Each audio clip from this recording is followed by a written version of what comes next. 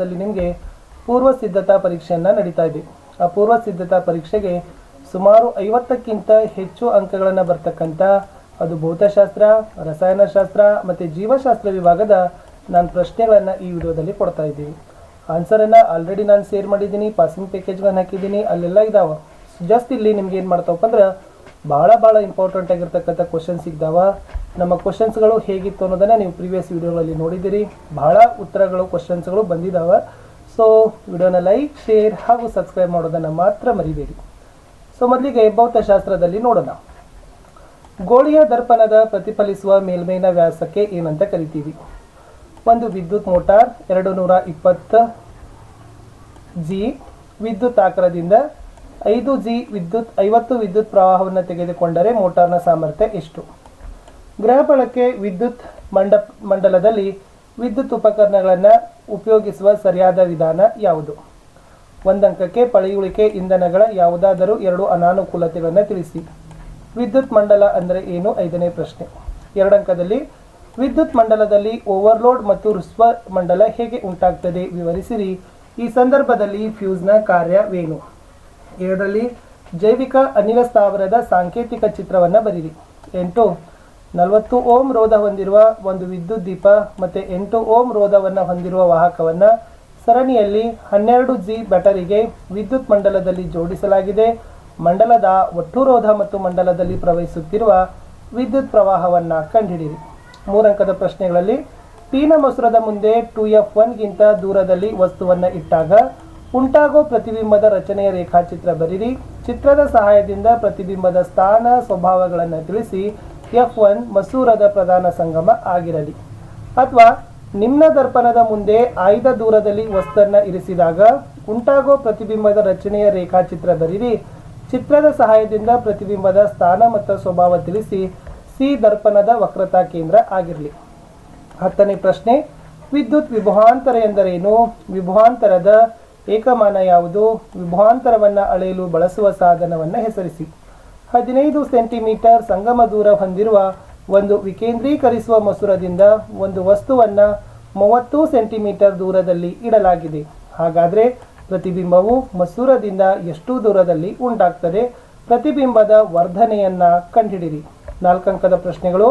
ಫ್ಯಾರಡೆಯ ಕಾಂತ ಮತ್ತು ಸುರುಳಿಯ ಪ್ರಯೋಗವನ್ನು ವಿವರಿಸಿರಿ. ಈ ಪ್ರಯೋಗದ ಸಹಾಯದಿಂದ ವಿದ್ಯುತ್ ಕಾಂತೀಯ ಪ್ರೇರಣೆಯನ್ನು ನಿರೂಪಿಸಿರಿ. ಅಥವಾ ಫ್ಲೆಮಿಂಗನ ಬಲಗೈ ನಿಯಮವನ್ನು ನಿರೂಪಿಸಿ. ವಿದ್ಯುತ್ ಜನಕದಲ್ಲಿ ಉತ್ಪತ್ತಿಯಾಗುವ ವಿದ್ಯುತ್ ಪ್ರವಾಹವನ್ನು ಹೇಗೆ ಹೆಚ್ಚಿಸಬಹುದು? ವಿದ್ಯುತ್ ಜನಕ ಮತ್ತು ವಿದ್ಯುತ್ ಮೋಟಾರ್ನ ಯಾವುದಾದರೂ 2 ವ್ಯತ್ಯಾಸಗಳನ್ನು ಬರೀರಿ. ಮುಂದಿನ ಪ್ರಶ್ನೆ, ಪಿನ ದರ್ಪಣ ಮತ್ತು ನಿಮ್ನ ದರ್ಪಣದ ಉಪಯೋಗಗಳನ್ನು ಬರೀರಿ. ಅಂದರೆ ಪಿನ ದರ್ಪಣದ ಪ್ರಧಾನ ಸಂಗಮ ಮತ್ತು ವಕ್ರತಾ ತ್ರಿಜ್ಯವನ್ನು ವ್ಯಾಖ್ಯಾನಿಸಿ ಅಂತ ಈ ಕ್ವಶನ್ ಪೇಪರಲ್ಲಿ ಫಿಸಿಕ್ಸ್ನ ಕ್ವಶನ್ಸ್ ಇತ್ತು. ಇನ್ನು ಈ ಕಡೆ ಆಗಿದ್ದಾವೆ ನೋಡಿ.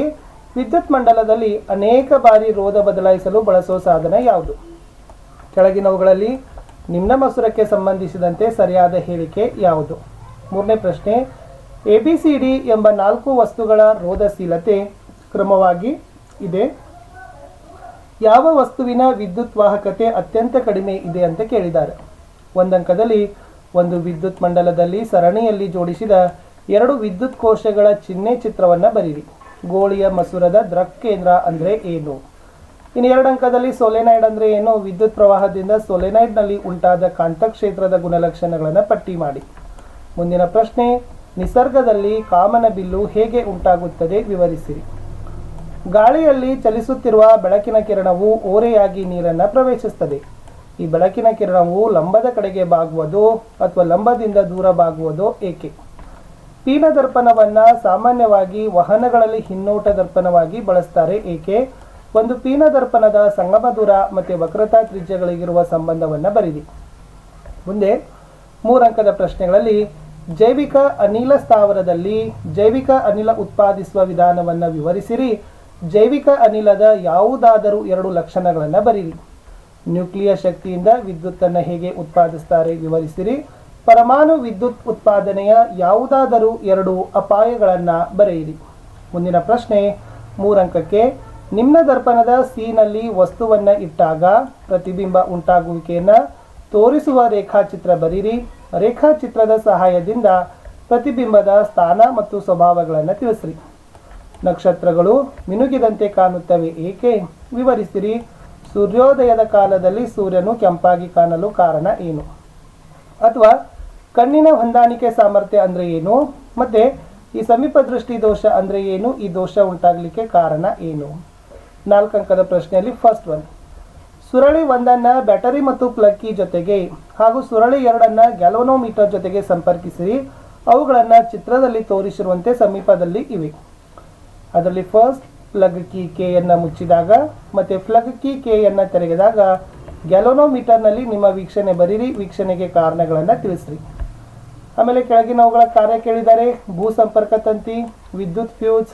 ಮುಂದಿನ ಪ್ರಶ್ನೆ, 5 ಓಮ್ ಮತ್ತು 20 ಓಮ್ ರೋಧವನ್ನು ಹೊಂದಿರುವ 2 ರೋಧಕವನ್ನು ಸಮಾಂತರವಾಗಿ ಜೋಡಿಸಿ 12 ವೋಲ್ಟ್ ವಿಭವಾಂತರವಿರುವ ವಿದ್ಯುತ್ ಕೋಶಕ್ಕೆ ಸಂಪರ್ಕಿಸಿದೆ. ಈ ವಿದ್ಯುತ್ ಮಂಡಲದಲ್ಲಿನ ಒಟ್ಟು ರೋಧವನ್ನು ಮತ್ತು ಮಂಡಲದಲ್ಲಿನ ಒಟ್ಟು ವಿದ್ಯುತ್ ಪ್ರವಾಹವನ್ನು ಕಂಡುಹಿಡಿಯಿರಿ. ಮುಂದಿನ ಪ್ರಶ್ನೆ, 8 ಓಮ್ ರೋಧದಿಂದ ಪ್ರತಿ 2 ಸೆಕೆಂಡಿಗೆ 200 ಜೂಲ್ ಉಷ್ಣಶಕ್ತಿ ಉತ್ಪತ್ತಿಯಾಗುತ್ತದೆ. ರೋಧಕದ ನಡುವಿನ ವಿಭವಾಂತರ ಕಂಡುಹಿಡಿಯಿರಿ. ಈ ಕ್ವಶನ್ ಪೇಪರಲ್ಲಿ ಯಾವ್ಯಾವಪ್ಪ ಅಂತಂದ್ರೆ, ವಿದ್ಯುದ್ದಾವೇಶಗಳ ಏಕಮಾನ ಯಾವುದು? ಆಭರಣಗಳ ಮೇಲೆ ಬರೆದಿರುವ ಹಾಲ್ಮಾರ್ಕ್ 916 ಓದಲು ವರ್ಧನಾ ಮಸೂರವಾಗಿ ಉಪಯೋಗಿಸುವ ಪೀನ ಮಸೂರದ ಸೂಕ್ತವಾದ ಸಂಗಮ ದೂರ ಎಷ್ಟು? ಒಂದು ಸೊಲೆನಾಯ್ಡ್ನ ಒಳಭಾಗದಲ್ಲಿ ಕಾಂತೀಯ ಬಲರೇಖೆಗಳು ಸಮಾಂತರ ಸರಳ ರೇಖೆಗಳಂತೆ ಇರ್ತವೆ. ಇದಕ್ಕೆ ಕಾರಣ ಸೊಲೆನಾಯ್ಡ್ನ ಒಳಭಾಗದಲ್ಲಿ ಕಾಂತ ಕ್ಷೇತ್ರ ಹೇಗಿರ್ತದೆ. ಇನ್ನು 1 ಅಂಕದಲ್ಲಿ ಒಂದು ಮಸೂರದ ವಕ್ರತಾ ತ್ರಿಜ್ಯ 30 ಸೆಂಟಿಮೀಟರ್ ಆದರೆ ಸಂಗಮ ದೂರ ಎಷ್ಟು? ಗಾಜಿನ ಚಪ್ಪಡಿಯ ಮೂಲಕ ಬೆಳಕಿನ ವಕ್ರೀಭವನದ ಪ್ರಯೋಗದಲ್ಲಿ ಪತನ ಕೋನ 90 ಡಿಗ್ರಿಗಿಂತ ಕಡಿಮೆ ಇರಬೇಕು ಏಕೆ ಅಂತ ಏನು ಮಾಡಿದ್ದಾರೆ, ಪ್ರಶ್ನೆಯನ್ನು ಕೇಳಿದ್ದಾರೆ.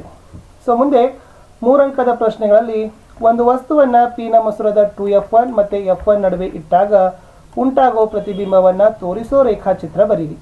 ಮುಂದಿನ ಪ್ರಶ್ನೆ, ಎ ಮತ್ತು ಬಿ 2 ವಾಹಕಗಳ ರೋಧಶೀಲತೆಯು ಇದೆ. ಇವುಗಳಲ್ಲಿ ಯಾವುದು ವಿದ್ಯುತ್ ಸಾಗಾಣಿಕೆಯಲ್ಲಿ ಮತ್ತು ಉಷ್ಣೋತ್ಪಾದನೆಗಳ ಸುರುಳಿಯಲ್ಲಿ ತಯಾರಿಕೆಯಲ್ಲಿ ಬಳಸ್ತಾರೆ ಏಕೆ? ಕೋಷ್ಟಕ ನೋಡ್ಕೊಡ್ರಿ. ಓಮ್ನ ನಿಯಮ ಅನ್ವಯಿಸಿ ಕೋಷ್ಟಕವನ್ನು ಪೂರ್ಣಗೊಳಿಸಬೇಕಿತ್ತು, ಲೆಕ್ಕ ಮಾಡಬೇಕು. ಇನ್ನು 3 ಅಂಕಗಳಲ್ಲಿ ಏನು ಕೇಳ್ಯಾರ ಅಂದ್ರೆ, ವಿದ್ಯುತ್ ಜನಕದ ಚಿತ್ರ ಬರಿಬೇಕು. ಅದರಲ್ಲಿ ಕಾರ್ಬನ್ ಕುಂಚ ಮತ್ತು ಉಂಗುರುಗಳನ್ನು ಗುರುತಿಸಬೇಕು. ಒಂದು ಪೀನ ಮಸೂರದ ಸಂಗಮ ದೂರವನ್ನು ಕಂಡುಹಿಡಿಯುವ ಪ್ರಯೋಗವನ್ನು ವಿವರಿಸಿರಿ. ಒಂದು ಪೀನ ಮಸೂರದ ಸಂಗಮ ದೂರ 100 ಸೆಂಟಿಮೀಟರ್ ಆದರೆ ಅದರ ಸಾಮರ್ಥ್ಯ ಕಂಡುಹಿಡಿಯಿರಿ. ಅಥವಾ 15 ಸೆಂಟಿಮೀಟರ್ ಸಂಗಮ ದೂರ ಹೊಂದಿರುವ ಒಂದು ವಿಕೇಂದ್ರೀಕರಿಸುವ ಮಸೂರದಿಂದ ಒಂದು ವಸ್ತುವನ್ನು 30 ಸೆಂಟಿಮೀಟರ್ ದೂರದಲ್ಲಿ ಇಡಲಾಗಿದೆ. ಹಾಗಾದರೆ ಪ್ರತಿಬಿಂಬ ಮಸೂರದಿಂದ ಎಷ್ಟು ದೂರದಲ್ಲಿ ಉಂಟಾಗ್ತದೆ? ಪ್ರತಿಬಿಂಬದ ವರ್ಧನೆಯನ್ನು ಕಂಡುಹಿಡಿಯಿರಿ. ಸೌರಕೋಶಗಳ ಅನುಕೂಲ ಮತ್ತು ಅನನುಕೂಲಗಳನ್ನು ವಿವರಿಸಿರಿ. 4 ಮಾರ್ಕ್ಸಿಗೆ ಯಾವ ಕೇಳಾರಪ್ಪ ಅಂತಂದ್ರೆ, ಎಸ್, ಒಂದು ಸರಳ ವಿದ್ಯುತ್ ಮೋಟಾರ್ನ ಕಾರ್ಯನಿರ್ವಹಿಸೋ ತತ್ವವನ್ನು ಬರೀರಿ. ವಿದ್ಯುತ್ ಮೋಟಾರಿನಲ್ಲಿ ಒಡಕು ಉಂಗುರಗಳ ಪಾತ್ರವೇನು? ವಾಣಿಜ್ಯ ಮೋಟಾರ್ಗಳು ಸರಳ ಮೋಟಾರ್ಗಳಿಗಿಂತ ಹೇಗೆ ಭಿನ್ನವಾಗಿದೆ? ಮುಂದೆ, ವಿದ್ಯುತ್ ಪ್ರವಹಿಸುತ್ತಿರುವ ಒಂದು ನೇರ ವಾಹಕದ ಸುತ್ತ ಇರುವ ಕಾಂತಕ್ಷೇತ್ರಕ್ಕೆ ಅನ್ವಯಿಸಿ ಈ ಕೆಳಗಿನವುಗಳನ್ನು ವಿವರಿಸಿರಿ. ಕಾಂತಕ್ಷೇತ್ರದ ವಿನ್ಯಾಸ ಗುರುತಿಸೋದು, ಕಾಂತಕ್ಷೇತ್ರದ ತೀವ್ರತೆ ಹೆಚ್ಚಿಸೋದು, ವಿದ್ಯುತ್ ಪ್ರವಾಹದ ದಿಕ್ಕನ್ನು ಬದಲಿಸೋದು. ಮುಂದೆ ಓಮ್ನ ನಿಯಮವನ್ನು ನಿರೂಪಿಸಬೇಕು. ವಾಹಕವೊಂದರ ರೋಧ ಅವಲಂಬಿಸಿರುವ ಅಂಶಗಳನ್ನು ತಿಳಿಸಬೇಕು. ಜೌಲನ ಉಷ್ಣೋತ್ಪಾದನಾ ನಿಯಮವನ್ನು ನಿರೂಪಿಸಿ ಆ ನಿಯಮದ ಗಣಿತ ಸೂತ್ರವನ್ನು ಬರಿಬೇಕು. ಇಷ್ಟು ಓದಿದರೆ ಫಿಸಿಕ್ಸ್ನಲ್ಲಿ ಆಲ್ಮೋಸ್ಟ್ ಆಲ್ ನಾವು ಏನು ಮಾಡಿದೆವಪ್ಪ ಅಂದರೆ ಕ್ವಶನ್ಸ್ಗಳನ್ನು ಕವರ್ ಮಾಡಿದಂಗೆ ಆಯಿತು. ಸೊ ಮತ್ತೆ ನಿಮಗೆ ಕೆಮಿಸ್ಟ್ರಿ ಮತ್ತು ಬಯಾಲಜಿ ಬೇಕಂತಂದರೆ ನನಗೆ ಕಮೆಂಟ್ ಮಾಡಿ, ಆ ವಿಡಿಯೋಗಳನ್ನು ಸಹಿತ ಖಂಡಿತವಾಗಿ ಹಾಕ್ತೀನಿ ಅಂತ ಹೇಳ್ತಾ, ವಿಡಿಯೋನ ಲೈಕ್, ಶೇರ್ ಹಾಗೂ ಸಬ್ಸ್ಕ್ರೈಬ್ ಮಾಡೋದನ್ನು ಮಾತ್ರ ಮರಿಬೇಡಿ ಅಂತ ಹೇಳ್ತಾ ಮತ್ತೆ ಸಿಗ್ತೀನಿ. ನಿಮಗೆ ಬೇಕಾಗಿದ್ದರೆ ಕೆಮಿಸ್ಟ್ರಿ ಮತ್ತು ಬಯಾಲಜಿನ ಕ್ವಶನ್ಸ್ಗಳ ಪಾರ್ಟ್ಗಳ ವಿಡಿಯೋಗಳಲ್ಲಿ